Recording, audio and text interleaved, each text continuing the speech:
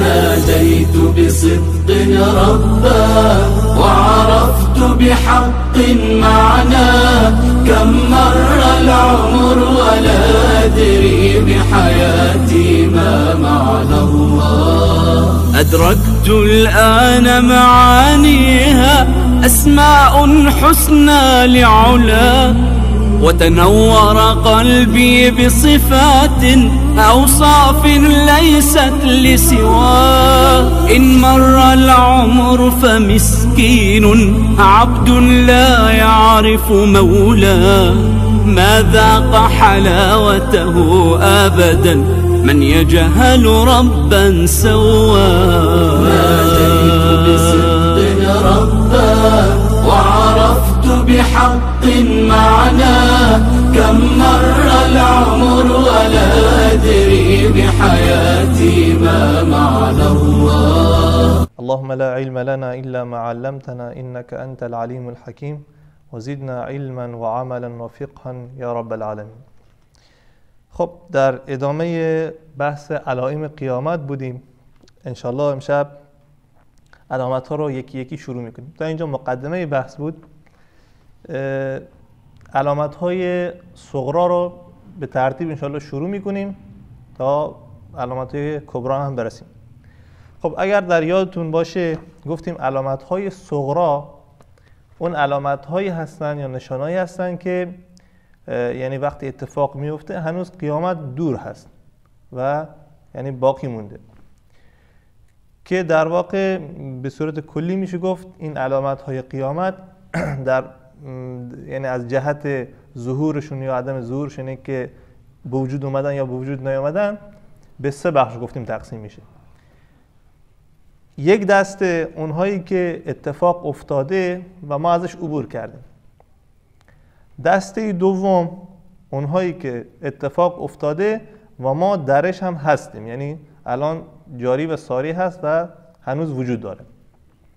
دسته سوم اون دسته هست که هنوز اتفاق نیفتاده و در آینده اتفاق خواهد افتاد. خب این جلسه میخوایم به اون دسته از علامت‌های قیامتی که در گذشته اتفاق افتاده و تموم شده بپردازیم. خب اولین چیزی که جز علائم صغرای قیامت هست و رسول الله صلی الله علیه و سلم فرموده خود بعثت رسول الله صلی الله علیه و سلم هست و نبوتش. نبوت رسول الله صلی الله علیه و سلم و پیامبری ایشون به عنوان آخرین پیامبر یکی از علائم قیامت هست. رسول الله صلی الله علیه و سلم در حدیثی می‌فرماید بعثت انا والساعه كهاتین. بعثت انا والساعه كهاتین. من و قیامت به مثل این دوتا انگشت به هم نزدیکیم. یعنی من و قیامت اینطوری چی شدیم؟ برانگیخته شدیم. یعنی فاصله من، پیامبری من، بعثت من تا قیامت اینقدر هست که دلالت بر چی میده؟ دلالت بر نزدیکیش میده. و ما میدونیم که رسول الله صلی الله علیه و سلم خاتم پیامبرانه، هم خاتم پیامبرانه و هم خاتم پیامبرانه، که در سوره احزاب میخونیم ما کان محمد ابا احد من رجالکم ولکن رسول الله و خاتم النبیین، و در قرائت دیگه و خاتم النبیین، و خاتم النبیین، و در قرائت دیگه و خاتم النبیین. حالا فرق چی داره خاتم و خاتم؟ خاتم النبیین یعنی آخرین پیامبر، یعنی ختم کننده پیامبران. خاتم یعنی به معنای انگشتر هست، یعنی کسی که دیگه انگشتر چیه؟ آخرین پیامبره. خاتم به معنای چیه؟ به معنای تمام کننده، میگیم خاتمه ای کار دیگه، نه؟ به معنای آخرین پیامبر یا تمام کننده پیامبران هست. وقتی میگیم خاتم به معنای انگشتر هست، یعنی مهر پیامبران، مهر تمامی پیامبران رو زده، تمام شده. این دو تا وجه قرائت هست که قرائت های هفتگانه است. پس به صورت کلی بعثت رسول الله صلی الله علیه و سلم یکی از نشانهای علامت صغرا هست. دومین علامت از علامت های صغرای قیامت وفات رسول الله صلی الله علیه و سلم است. وفات رسول الله صلی الله علیه و سلم به عنوان یکی از علائم قیامت هست. وقتی رسول الله صلی الله علیه و سلم به غزوه تبوک رفتن، خیلی مشهور ماجرای غزوه تبوک که مشهور به جیش العسره، یعنی در یک زمان خیلی سختی پیامبر خواستن با روم چه بکنن؟ نبرد بکنن، که حالا در آخر این نبرد شکل نگرفت به خاطر اینکه روم دیگه نیومد برای مبارزه. اما اتفاقهای خیلی یعنی عجیبی در این غزوه اتفاق افتاد. یکی از چیزهایی که خبرها یا حدیثهایی که در این غزوه اتفاق افتاد، این حدیثی است که میخوام خدمتتون عرض بکنم. عوف ابن مالک یکی از صحابه میگه که به نزد رسول الله صلی الله علیه و آله رفته بودم. رسول الله صلی الله علیه و آله در خیمه بود.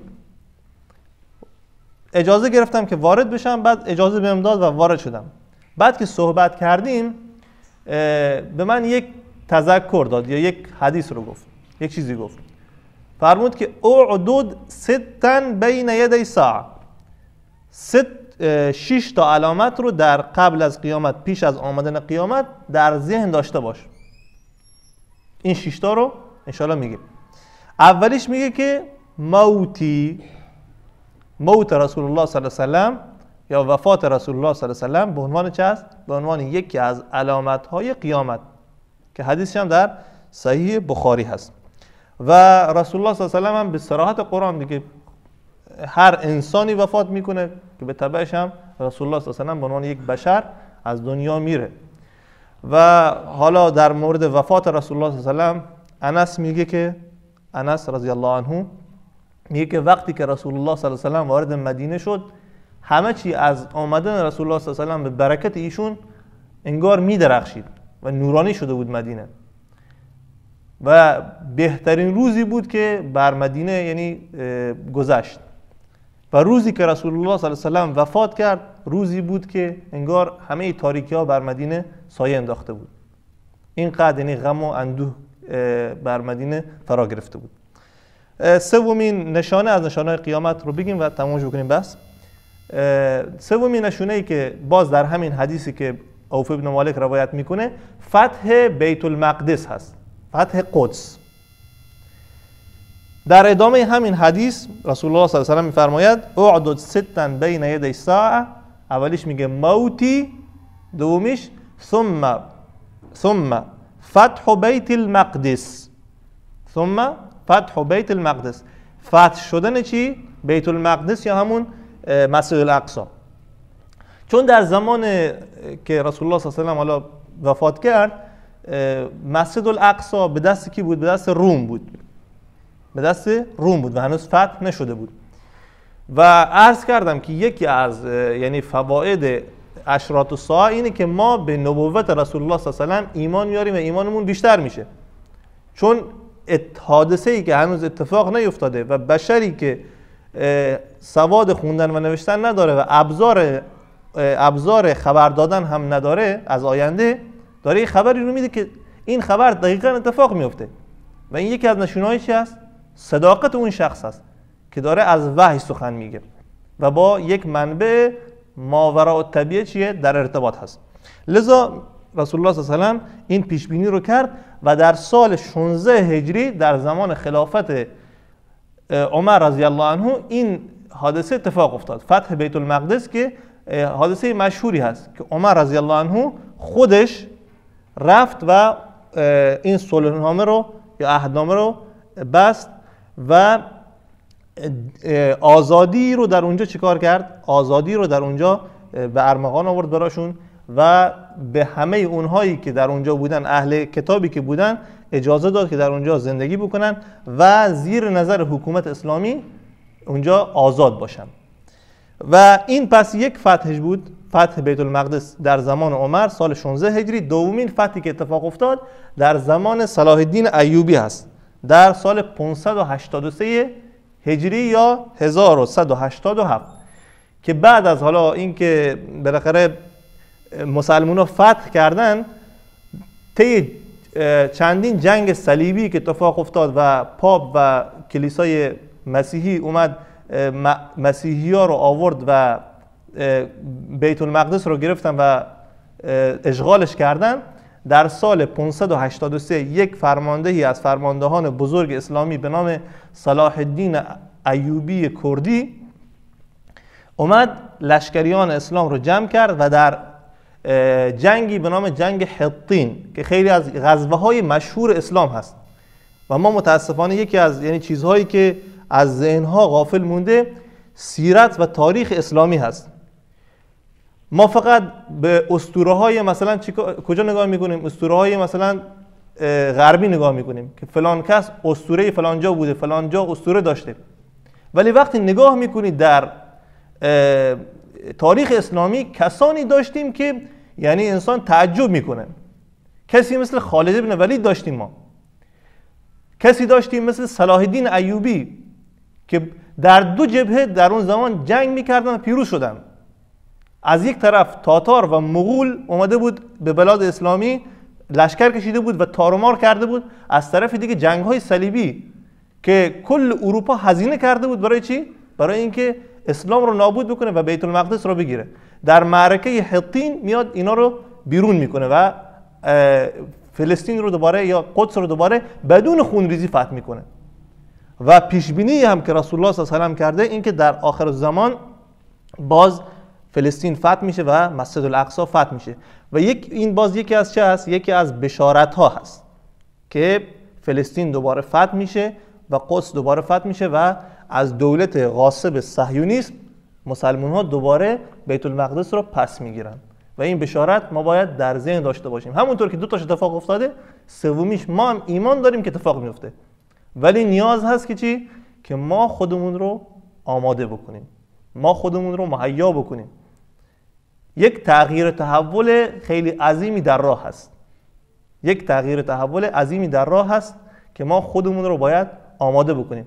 و این انسان رو چی میکنه؟ یک از فواید اشراط الساعه هست که وقتی که انسان در اوج ناامیدی هست انسان امیدواری میده. کی فکر میکرد که در اون زمان اون همه لشکرهای صلیبی رو کی بیرون بکنه؟ ولی با اون ایمانی که داشتن و بشارتی که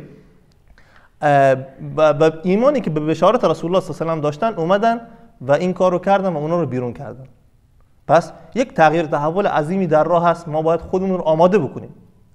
فقط انسان یک همتی میخواد و یک ایمان و یک نیروی برای پیشرفت به آینده و انسان اینکه امیدش رو از دست داده.